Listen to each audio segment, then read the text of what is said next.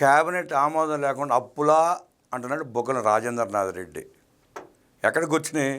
హైదరాబాద్ నడిబొడ్డున కూర్చుని.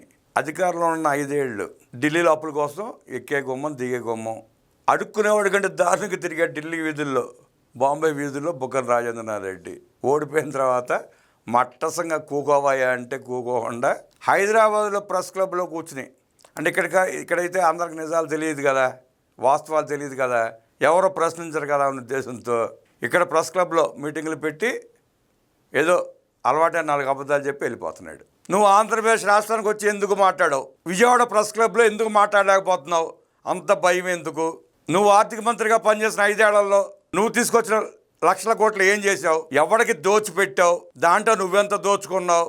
హైదరాబాద్ ప్రెస్ క్లబ్లో కూర్చుంటే నీ బొక్కలు మొత్తం బయటపడతాయి కదా బొగ్గన. ఎవరికి తెలియని ప్రాంతంలో మీ బ్రతుకులు ప్రశ్నించిన ప్రాంతంలో నువ్వు బొక్కలు గెలుకుంటా బఠానీలు నవ్వులుతా అరగంట అబద్ధం చెప్తే వినటానికి ఎవడో సిద్ధంగా లేడయ్యా.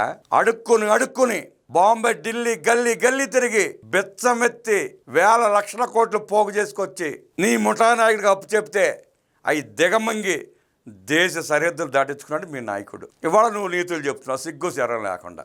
ఆపవయా ఆపని సోది కబుర్లు.